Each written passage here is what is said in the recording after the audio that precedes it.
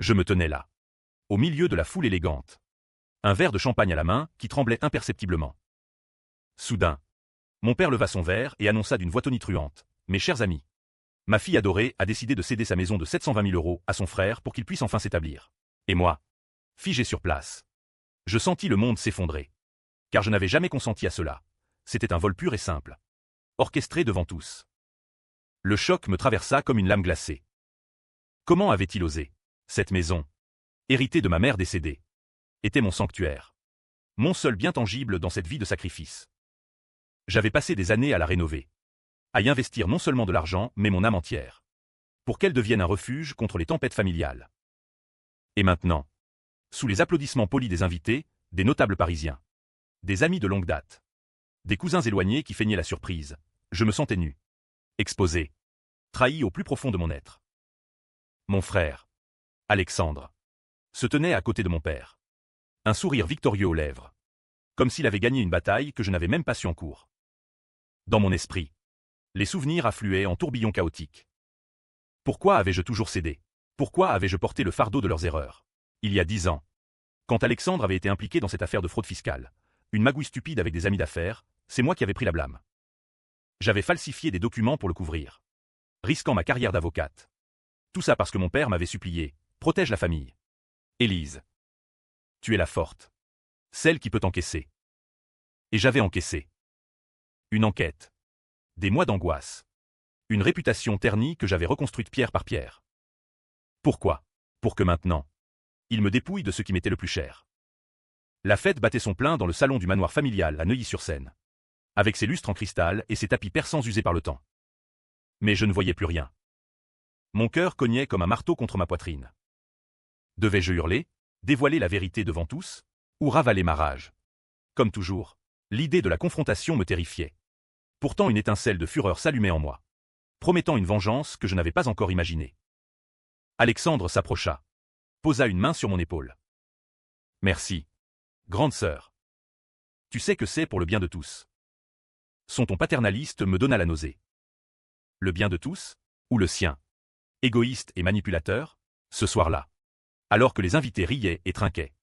Je m'éclipsai dans le jardin, sous la lune pâle de décembre. Les lumières de Paris scintillaient au loin, indifférentes à mon tourment. Pourquoi avais-je laissé cela arriver? Mon père, cet homme charismatique que j'avais idolâtré enfant, s'était révélé un tyran domestique, usant de son influence pour modeler nos vies à son image. Ma mère, avant de mourir d'un cancer foudroyant, m'avait murmuré, ne leur donne pas tout. Élise, garde quelque chose pour toi. J'avais ignoré son avertissement, par loyauté mal placée. Maintenant, cette maison, une villa art déco à Montmartre, avec ses vues sur la Seine et ses souvenirs d'enfance, allait me slipping des mains. Dans l'obscurité, je repensais à l'acte notarié que mon père avait sans doute déjà préparé. Il était avocat lui aussi. Un requin des affaires, habitué à manipuler les lois pour son avantage. Avait-il forgé ma signature, ou comptait-il sur ma soumission habituelle pour que je signe sans broncher? La trahison me brûlait l'âme. Alexandre, ce frère que j'avais protégé, élevé presque comme un fils après la mort de maman, me trahissait pour une poignée d'euros. Était-ce de la jalousie, de la cupidité, ou simplement la continuation d'un cycle familial où les faibles piétinaient les forts? Je rentrais chez moi cette nuit-là, la villa silencieuse m'accueillant comme une vieille amie. Les murs semblaient murmurer des reproches. Pourquoi n'as-tu pas réagi? Pourquoi laisses-tu cela se produire? Allongé dans mon lit, les yeux fixés au plafond, je sentis une résolution naître en moi. Plus de sacrifices. Plus de silence. Il était temps de riposter. De déterrer les secrets enfouis qui pourraient les détruire tous.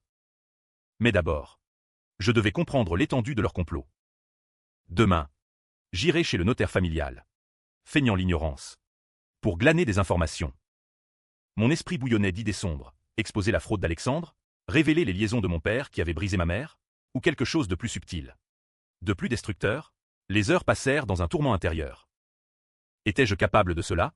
Moi, Élise Moreau, la fille modèle, l'avocate intègre, la réponse vint comme un murmure venimeux, oui.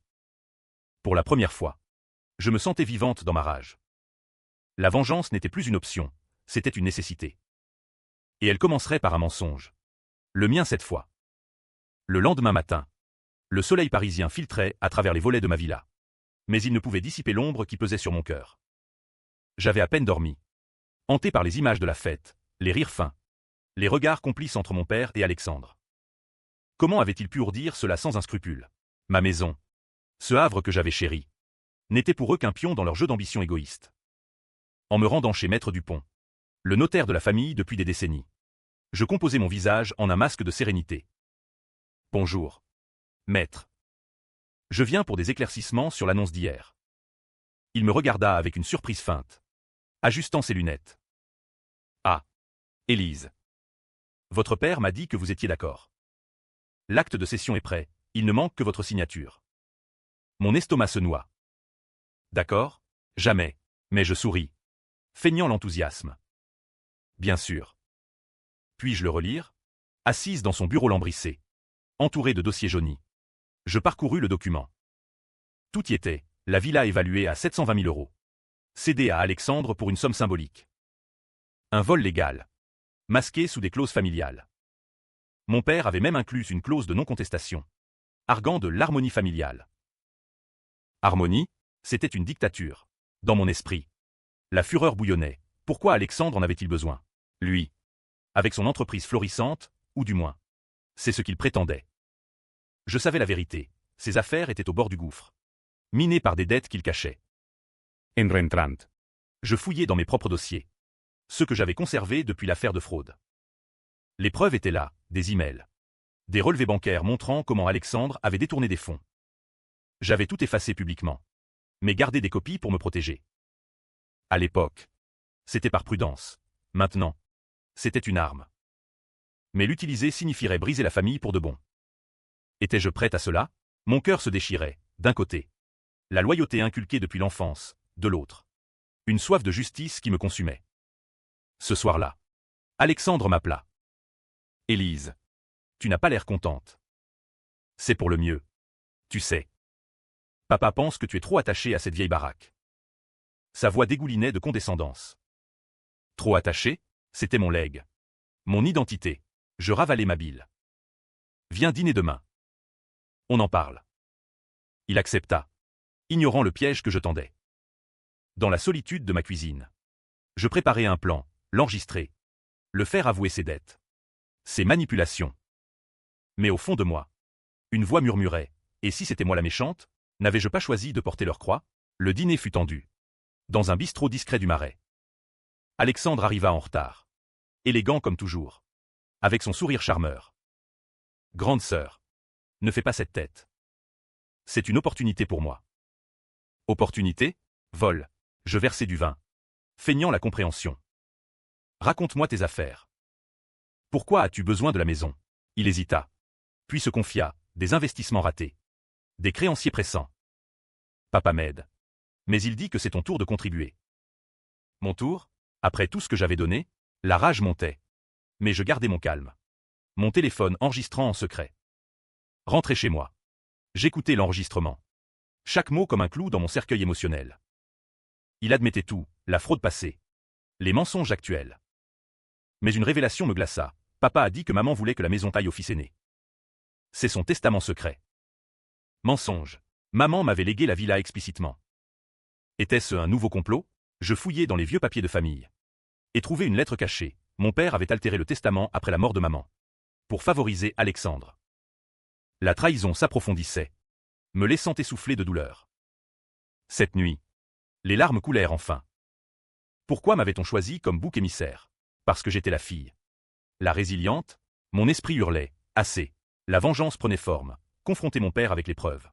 Exiger non seulement la maison, mais des réparations. Mais le doute persistait. Détruire la famille valait-il ma paix? La réponse venait. Plus forte. Oui. Pour retrouver ma dignité. Les jours suivants furent un tourbillon de tourments intérieurs. Où chaque pensée me ramenait à cette trahison viscérale. Mon père. Cet homme que j'avais vu comme un pilier. N'était qu'un manipulateur. Altérant des testaments pour asseoir son pouvoir patriarcal. Et Alexandre. Mon frère. Un complice lâche. Profitant de ma générosité passée. Pourquoi avais-je toujours cédé? Était-ce par amour? Ou par peur de l'abandon? Je décidai de creuser plus profond. Chez un détective privé. Un vieil ami de la faculté de droit. Je commandai une enquête discrète sur les finances familiales. Élise. Es-tu sûre? Ça pourrait être moche. Moche, c'était déjà l'enfer. En attendant les résultats, je me repliais dans ma villa. Hanté par des souvenirs, les rires de maman dans le jardin. Les disputes avec papa sur l'avenir. Elle avait vu clair en lui, me prévenant subtilement. Et moi, aveugle, j'avais ignoré. L'appel du détective vint comme un coup de tonnerre. Ton père a des dettes cachées. Élise. Il utilise Alexandre comme paravent. Mais c'est lui qui tire les ficelles. La cession de ta maison sert à éponger ses erreurs boursières. Mon monde vacilla. Pas seulement Alexandre. Mais papa aussi, la fraude d'il y a 10 ans n'était pas un accident, c'était un pattern. J'avais pris la blâme pour eux deux. Sans le savoir. La fureur m'envahit. Mêlée à une tristesse abyssale, ma famille n'était qu'un nid de vipères. Confrontation inévitable. J'invitai mon père à déjeuner. Dans un café surplombant la Seine. Il arriva. Affable. Comme si de rien n'était. Ma chérie. Signe l'acte. Et tout ira bien. Tout ira bien? Pour qui? Je posai les preuves sur la table, l'enregistrement. La lettre altérée. Le rapport du détective. Son visage blêmi. Élise. Tu ne comprends pas. C'était pour protéger la famille. Protéger? En me sacrifiant? Les mots jaillirent. Chargé de venin, tu m'as volé. Papa. Comme tu as volé maman. Il nia d'abord. Puis passa à la manipulation, tu es hystérique. Alexandre en a plus besoin. Hystérique, parce que je défendais ce qui était mien. Mon cœur se brisait. Mais une force nouvelle surgissait. Si tu ne recules pas. J'expose tout, la fraude. Les dettes. Le faux testament. Il rit. Nerveux. Tu n'oserais pas. Tu es ma fille. Étais-je encore? Le doute me rongeait. Détruire cet homme. Mon sang. Valait-il la vengeance? De retour chez moi. Alexandre frappa à la porte. Furieux. Papa m'a dit que tu fais des histoires. Signe. Ou je te traîne en justice. Me traîner? Après tout ce que j'avais fait pour lui? La dispute éclata. Révélant sa vraie nature, jaloux de ma réussite. Il m'avait toujours vu comme une rivale. Tu as tout eu, l'intelligence. La maison. Moi. Rien, rien, j'avais payé pour ses erreurs. Les larmes montaient. Mais je les ravalais. Sors. Ou je appelle la police. Seul. Je m'effondrais. Pourquoi cette famille m'avait-elle choisi comme victime? Mon esprit tourmenté imaginait des scénarios. Fuir. Abandonner tout, ou riposter avec une plainte publique. La seconde option l'emporta. J'appelai un journaliste ami. Lui promettant un scoop, la trahison d'une famille bourgeoise parisienne. Mais au moment de parler, l'hésitation surgit. Étais-je en train de devenir comme eux? Vindicative? Pourtant. La douleur était trop vive. Maman aurait voulu que je me batte. La vengeance s'affinait, non pas détruire. Mais exposer. Forcer une justice. Mais le twist se profilait. Et si mon père avait un secret plus sombre? Justifiant tout, la révélation du détective n'était que la pointe de l'iceberg. Mon esprit. En feu. Exigeait plus. Pourquoi mon père avait-il altéré le testament? Était-ce seulement pour l'argent? Ou y avait-il un secret plus noir? Je fouillais les archives familiales. Cachées dans le grenier du manoir. Là. Parmi les poussières du passé. Une boîte verrouillée, des lettres. Des photos. Mon cœur battait la chamade. Une photo, maman avec un homme inconnu. Riant. Derrière. Une note, notre secret. Pour toujours. Le choc me submergea. Maman avait une liaison, et mon père le savait, une lettre confirmait, elle avait voulu divorcer. Léguer tout à moi. La fille qu'elle chérissait. Papa l'avait découverte. Et dans sa rage. Avait manipulé le testament post-mortem. Mais pire, Alexandre n'était pas son fils biologique. L'homme de la photo était le père vrai. Mon monde s'effritait. J'étais la seule légitime. Et il me volait pour couvrir cette honte. La trahison atteignait des abysses insondables. Pourquoi m'avoir fait porter la blâme de la fraude? Sachant cela, pour me punir indirectement de la faute de maman, mon père. Cet hypocrite. Prônant les valeurs familiales tout en cachant un bâtard. Et Alexandre. Ignorant tout. Ou le sachant. La douleur me lacérait. J'avais protégé un frère qui n'en était pas un. Sacrifié pour un mensonge. Je confrontai mon père seul. Dans son bureau. Explique ça. Dis-je. Jetant les preuves. Il s'effondra. Larmes aux yeux. Élise. Je l'ai élevé comme le mien. Ta mère m'a trahi. Mais j'ai gardé le secret pour vous protéger. Protéger? En me dépouillant? Il avoua, les dettes venaient de chantage sur ce secret. Quelqu'un savait. Exigeait de l'argent. La maison servirait à payer. Mais pourquoi moi? Tu es forte.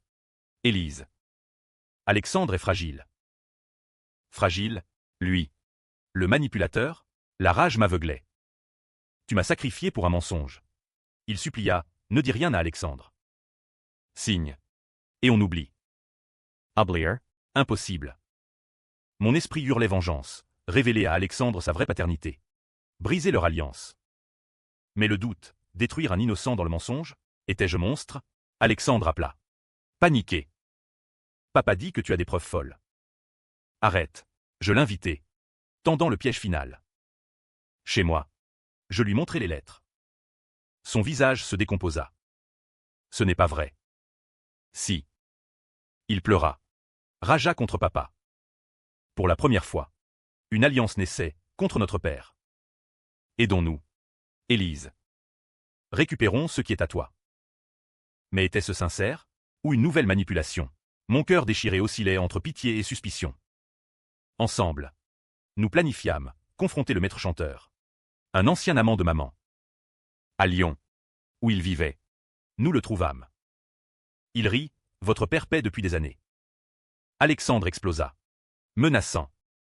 Le chantage cessa. Mais le mal était fait. De retour. La tension culmina. Mon père. Acculé. Proposa un marché, garder la maison. Mais silence sur le secret. J'hésitais, vengeance accomplie. Ou pousser plus loin. Alexandre insista, laisse-le payer. Trahison encore? Mon esprit bouillonnait. Non. Je révélerai tout. Pour une justice totale. La douleur s'intensifiait. Chaque révélation creusant plus profond. Étais-je libéré? Ou perdu dans la vengeance? Le secret révélé. Mon alliance avec Alexandre semblait un mirage fragile. Teinté de suspicion grandissante. Était-il vraiment de mon côté? Ou jouait-il un double jeu pour sauver sa peau? Mon père. Affaibli. M'implorait quotidiennement. Élise. Pense à l'héritage familial. Ne détruis pas tout. Héritage, un tas de mensonges. Pourtant, une partie de moi, usée par les émotions, aspirait à la paix. Mais la vengeance, ce feu intérieur, refusait de s'éteindre. Je décidai d'agir seul. Chez le notaire. Je bloquai la session, invoquant fraude. Maître Dupont, surpris, confirma, sans votre signature. Rien ne passe. Victoire amère. Alexandre. Informé. Feignit le soutien. Bien joué. Sœur. Mais ses yeux trahissaient une ombre. Avait-il contacté papa en secret? Mon paranoïa grandissait. Chaque silence comme une menace. Une nuit. Un appel anonyme, laisse tomber. Ou tu regretteras. Le maître chanteur? Ou mon propre frère? La peur s'insinua. Mêlée à une détermination farouche. Je renforçai ma sécurité. Mais l'angoisse me rongeait. Pourquoi avais-je ouvert cette boîte de Pandore? Maman aurait-elle voulu cela? Son fantôme hantait mes rêves. Murmurant, venge-toi. Mais ne te perds pas. Alexandre proposa une rencontre familiale. Pour clarifier. Dans le manoir. Sous les portraits ancestraux. La tension était palpable. Mon père. Vieilli soudain. Avoua tout, la liaison découverte. Le pardon forcé. L'élévation d'Alexandre par culpabilité. J'ai voulu réparer. Élise. Mais tu étais si indépendante. Indépendante? Punie pour cela. Alexandre intervint. Et moi? Je ne suis pas ton sang? Larmes. Cris. Pour la première fois. Je vis sa vulnérabilité. Mais était-ce réel? Le climax surgit. Alexandre révéla un twist. J'ai su pour mon père biologique il y a des années. J'ai forcé papa à te prendre la maison pour me venger de ta perfection. Trahison suprême. Il avait manipulé tout. Utilisant mes sacrifices contre moi. Mon cœur explosa en fragments. Le frère que j'avais protégé me haïssait. Pourquoi? Hurlai-je. Parce que tu as tout eu sans effort. Mensonge, j'avais lutté seul. La rage culmina. J'attrapai les preuves. Les jeter au feu symboliquement, non. Je les gardai pour la justice. Vous paierez tous les deux. Mon père supplia. Alexandre menaça. Je partis. Le cœur en lambeaux. Planifiant la riposte ultime, une plainte pour faux et usage de faux. Exposant publiquement leur complot. Seul dans ma villa. Les émotions m'assaillaient comme des vagues. Trahison. Solitude. Regret. Avais-je gagné? Ou perdu mon âme? La vengeance divisait mon être, nécessaire, mais destructrice. Et si Alexandre bluffait? Le doute persistait, intensifiant le tourment. Les jours suivants, les médias s'emparèrent de l'affaire. Grâce à mon journaliste. Scandale familial à Neuilly, trahison et secret. Les opinions se divisaient. Certains me voyaient comme victime héroïque. D'autres comme destructrice vindicative. Mon père hospitalisé pour stress. Alexandre ruiné. Victoire? Ou Pyrrhic? Pourtant. Un appel d'Alexandre, Élise. Pardonne-moi. J'étais jaloux. Perdu. Vrai repentir? Mon cœur. Épuisé. Oscillait. La fin approchait. Chargée d'ambiguïté. L'affaire éclata au grand jour, transformant ma vengeance en un drame public qui divisait Paris. Les journaux titraient « La fille spoliée contre son père tyran ». Des amis me félicitaient. D'autres me fuyaient, me voyant comme une paria. Mon esprit, ravagé par les émotions, questionnait chaque pas. Avais-je allé trop loin? La trahison initiale justifiait-elle cette destruction? Mon père, sorti de l'hôpital, m'implora une dernière fois. Élise, arrête. Pour ta mère. Pour elle, lui qui l'avait brisée.